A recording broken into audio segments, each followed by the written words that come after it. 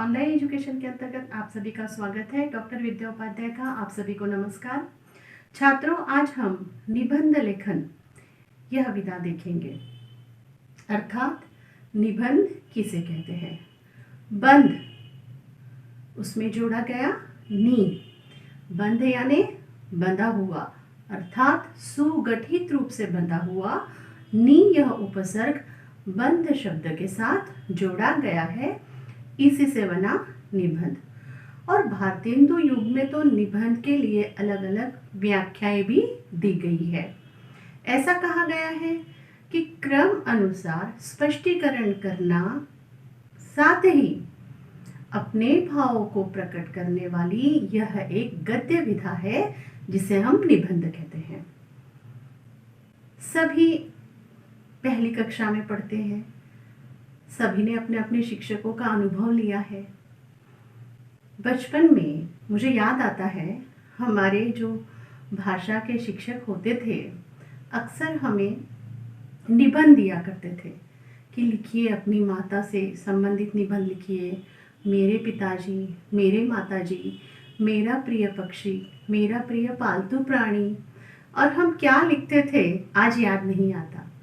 किंतु सच में निबंध एक ऐसी विधा है कि हमारे भीतर किसी को लेके जो भाव होते हैं हम उसे कागज पर उकेरते हैं।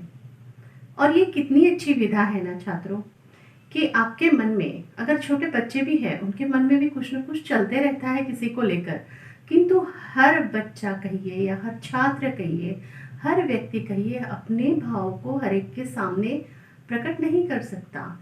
किंतु किसी किसी में एक विशेषता होती है कि बोलने से ज़्यादा वे लिखने में अपने भाव को बहुत अच्छी तरह प्रकट कर पाते हैं, और निबंध उसमें बढ़िया कार्य करता है क्योंकि बच्चे अपने भाव को उसमें लिख पाते हैं। दरअसल निबंध लिखना एक कला भी है। कैसे? आप जब निबंध लिखते हो तो पढ़ने वालों तक आपके भाव बहुत सुंदर ढंग से जाना चाहिए और पढ़ने वाले को मज़ा भी आना चाहिए, तभी तो अंकों की प्राप्ति होती है ना छात्रों। तो चलिए अब हम देखते हैं कि निबंध लिखते समय आपको किन बातों का ध्यान रखना चाहिए, किंतु उससे पूर्व हम उसके प्रकार देख लेते हैं। निबंध के प्रकार कौन कौन से हैं छात्रों? निबंध के निम्नलिखित प्रकार है: आत्मकथनात्मक निबंध, वैचारिक निबंध, वर्णनात्मक निबंध, चरित्रात्मक निबंध, कल्पना प्रधान निबंध। आत्मकथनात्मक निबंधों के अंतर्गत उदाहरण ले लीजिए, फटी पुस्तक की आत्मकथा, मैं हिमालय बोल रहा हूँ, मैं फूल बोल रहा हूँ, या फूल की आत्मकथा।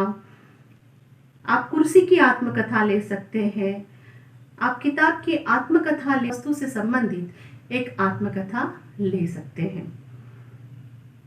वैचारिक निबंध के अंतर्गत समाचार पत्र, विज्ञान के चमत्कार, दूरदर्शन से लाभ या हानि, पर्यावरण पर विचार, अर्थात वृक्षारोपण क्यों आवश्यक है।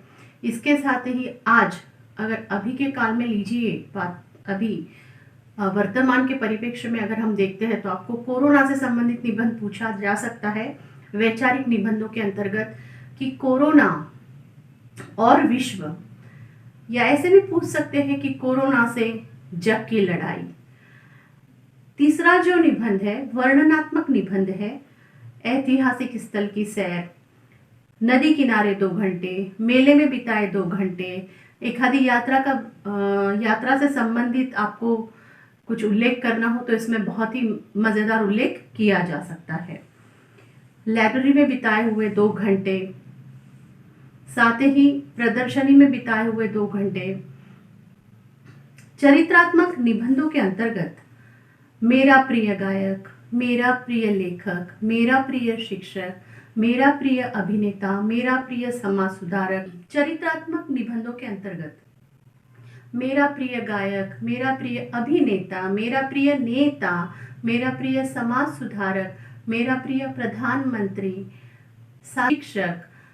तो इस प्रकार के निबंध आपको चरित्रात्मक पूछे जा सकते हैं।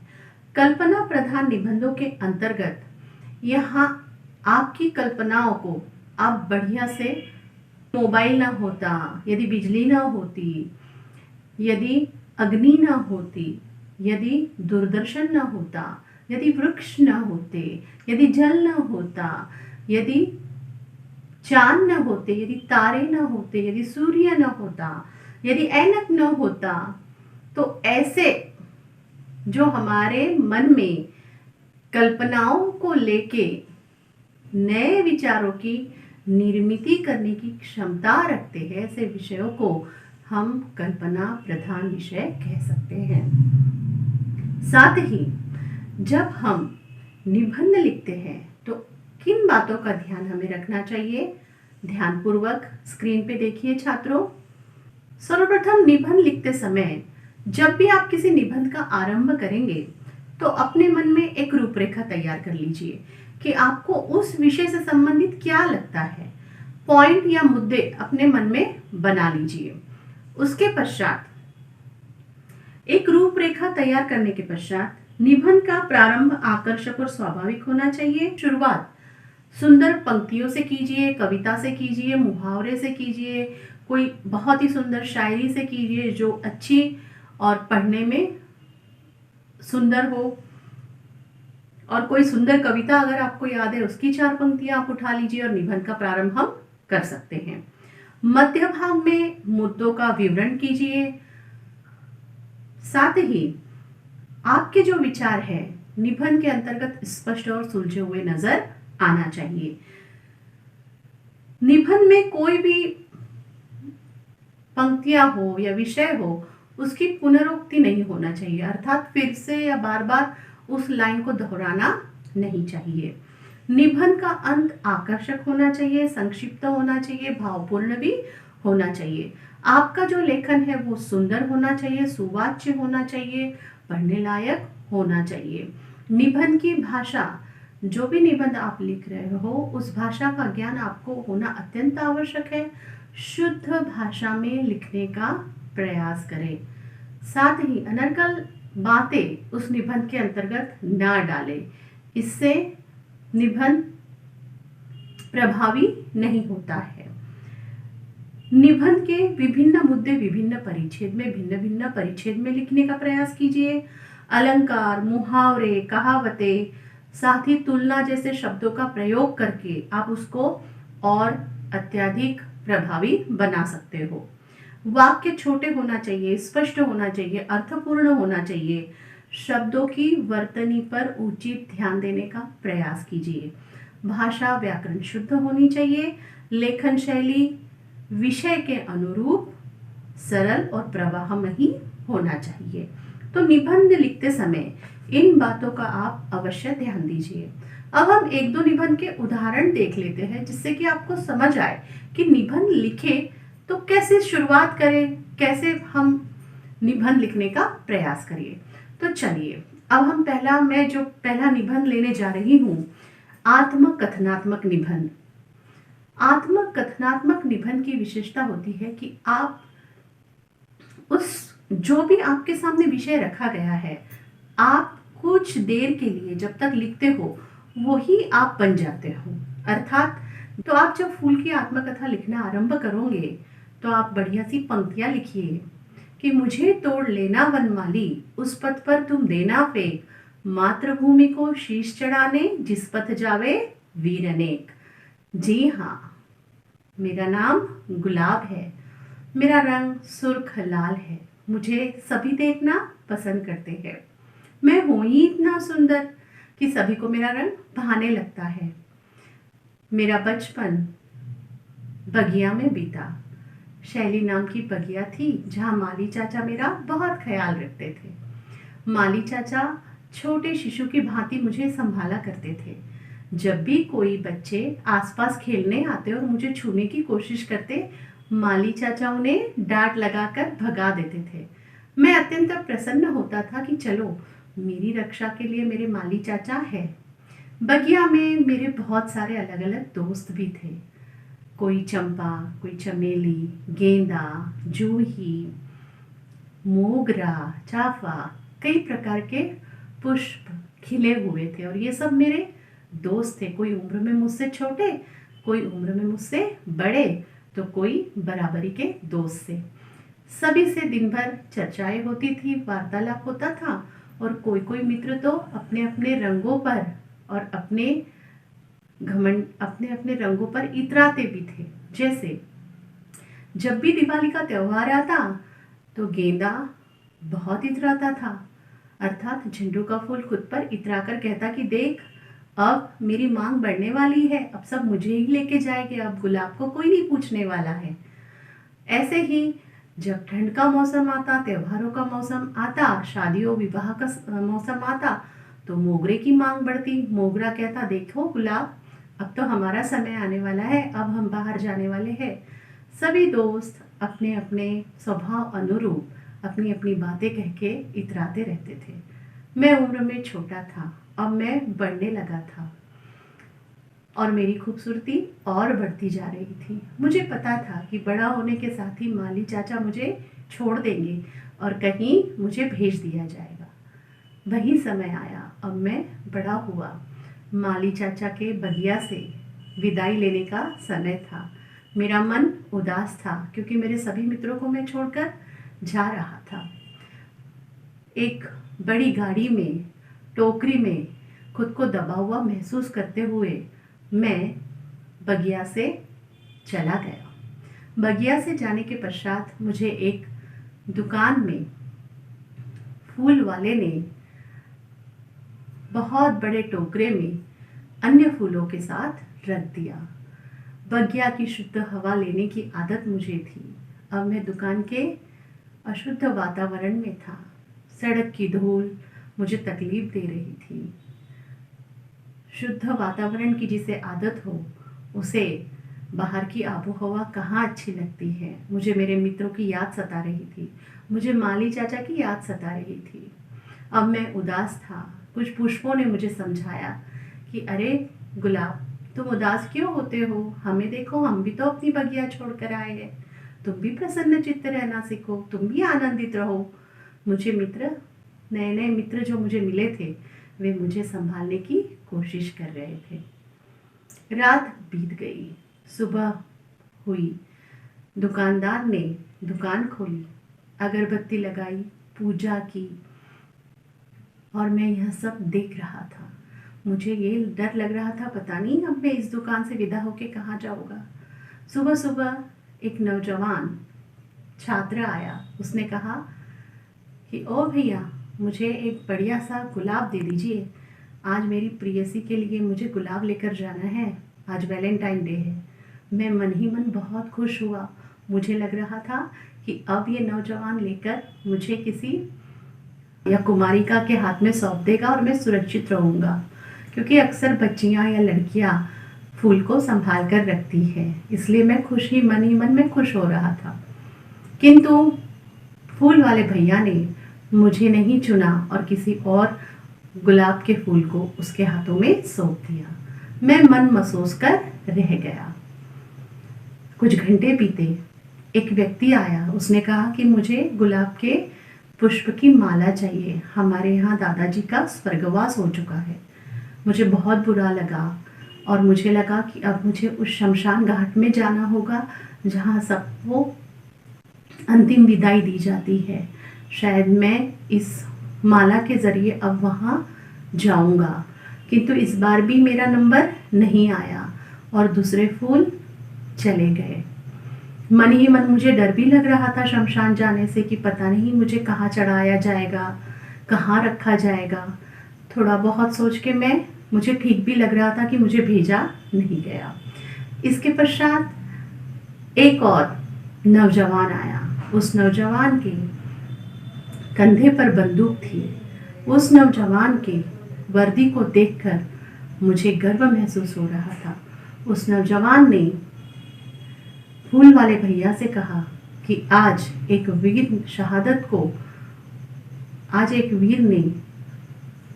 वीर शहीद हुआ है, उसकी शहादत पर हमें पुष्पों का चक्र चाहिए। अब मेरा मन आतुर हो चुका था। मैं चाहता था कि मैं इस चक्र का एक हिस्सा बनूं और उस शहीद को श्रद्धांजलि दूं। और मेरे सौभाग्य थे कि मुझे इस चक्र में पिरोया गया। मैं उस नौजवान के साथ चल पड़ा।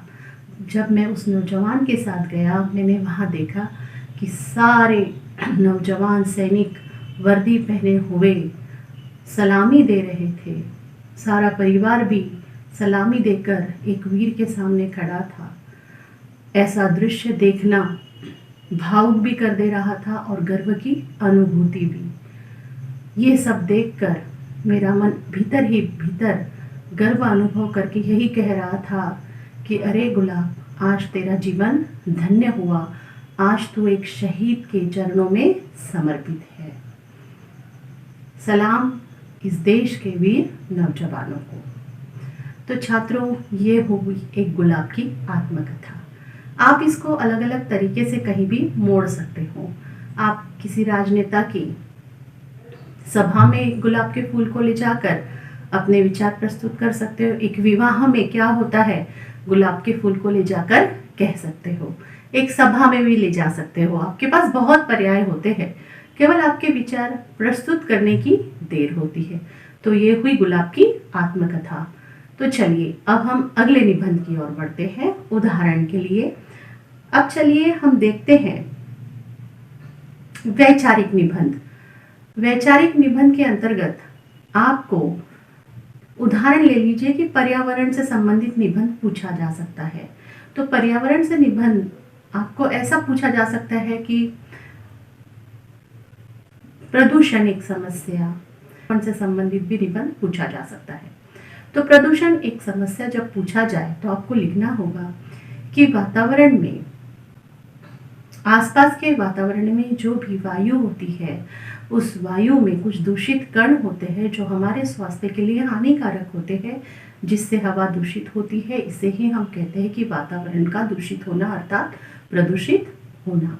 फिर आप परिभाषा देने के पश्चात प्रदूषण के प्रकार लिखिए, जैसे कि प्रकार है जल प्रदूषण, ध्वनि प्रदूषण, वायु प्रदूषण, साथ ही भोजन प्रदूषण भी हम लिख सकते हैं। आप ये चारों प्रकार लिखने के पश्चात जल प्रदूषण को प्रस्तुत कीजिए कि जल प्रदूषण के कारण क्या है, जल प्रदूषण को कम करने के उपाय क्या है, उसका आप विवरण कीजिए। उसके पश्चात आप ध्वनि प्रदूषण के बारे में लिखिए कि ध्वनि प्रदूषण क्या होता है। आवाज़ के कारण या यातायात वाहनों के कारण जो लाउडस्पीकर लगाए जाते हैं या आवाज़ बढ़ाई जाती है, उससे हमारे कानों को कितनी हानि पहुंचती है। जल प्रदूषण के पश्चात, ध्वनि प्रदूषण के पश्चात आप वायु प्रदूषण ले लीजिए। आप लिख सकते हो कि कारखाने से निकलने वाला धुआं या यातायात वाहनों से निकलने वाला धुआं, साथ ही से निकलने वाला धुआं हमारे स्वास्थ्य को हानि पहुंचाता है। और बाद में यह सब कम करने के उपाय अवश्य लिखिए और बाद में उपसंहार लिखिए। इस प्रकार आप प्रदूषण से संबंधित एक निबंध लिख सकते हो। आज का जो विषय है वर्तमान का, वो है कोरोना। तो कोरोना पर आपको एक निबंध पूछा जा सकता है। जैसे आप आरंभ कीजिए कि देश में कोरोना और भारी। जी हाँ, 21 मार्च 2020 को सभी टीवी के सम्मुख बैठे थे। सभी विचार कर रहे थे कि वर्तमान प्रधानमंत्री मोदी जी हम सबको क्या सूचना देंगे, क्योंकि हर व्यक्ति के भीतर मन में यही प्रश्न उमड़ रहा था कि यह जो कोरोना नाम की महामारी आई है, यह कहाँ से आई है। नवंबर आते आते संपूर्ण जगत में दिसंबर के आसपास वो चीन नामक देश के वुहान नामक शहर में अचानक से कुछ लोग मारे जा रहे थे। मीडिया वाले भरपूर खबर दे रहे थे, चारों ओर प्रसार और प्रचार हो रहा था कि एक ऐसी महामारी आई है जिस पर निजात पाना चीन के लिए भी असंभव सा है। जनवरी के आते आते इस महामारी ने विकराल रूप धारण कर लिया। चारों ओर त्राही त्राही मचने लगी। देश के सभी प्रधानमंत्री, सभी मंत्रीगण अब परेशान हो रहे थे कि किस प्रकार हम क्या उपाय योजना करें कि लोगों को इस बीमारी से संक्रमित होने से बचाया जा सके। जी हाँ, 21 मार्च के पश्चात प्रधानमंत्री जी ने मीडिया पर कहा कि सभी 2 महीने के लिए एक लॉकडाउन लगाया जा रहा है, जिसमें कोई भी व्यक्ति बाहर नहीं जाएगा। इन 2 महीनों में सभी व्यक्ति घर के भीतर ही बैठे रहे। मार्च, अप्रैल, मई के आते आते धीरे धीरे लॉकडाउन खुलने लगे, किंतु इस महामारी के कारण कई करोड़ों लोगों को हानि भी उठानी पड़ी। अर्थव्यवस्था चरमरा गई।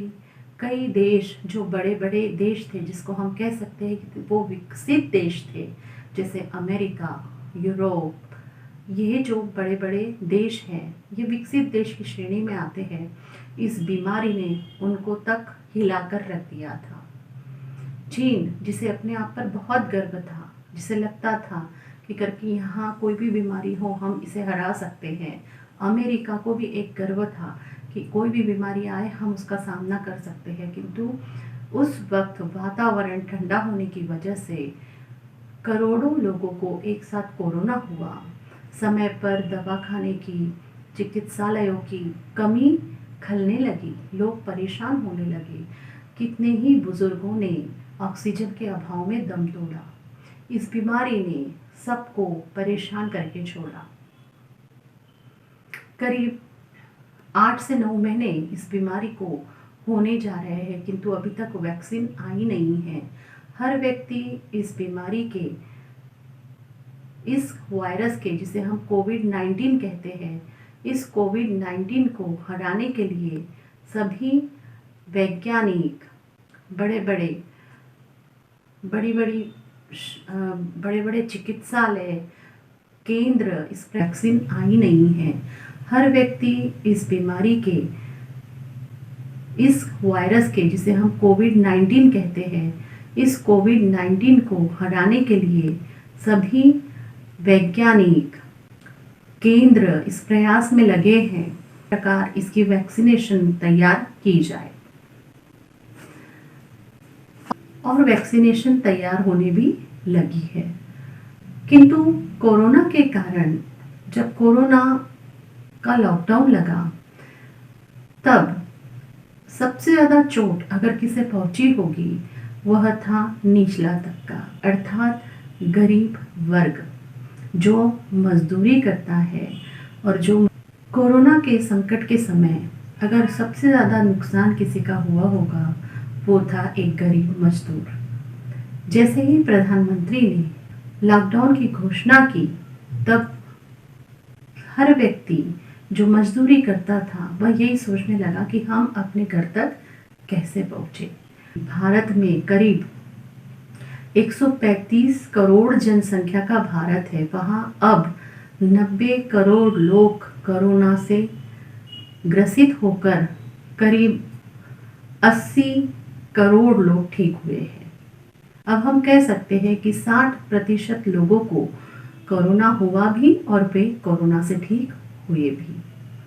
किंतु हम कह सकते हैं कि हमें विश्वास है कि हम कोरोना से, या हम कोरोना नाम की इस महामारी को मिटाकर ही दम लेंगे। और भारत ने ही एक ऐसी वैक्सीन तैयार की है, कोवैक्सीन जिसे नाम दिया गया है। यह केवल 100 रुपये में ही हर व्यक्ति तक पहुंच पाएंगी और हर व्यक्ति इस बीमारी से निजात पा सकेगा, अर्थात इस वायरस से हम मुक्त हो जाएंगे।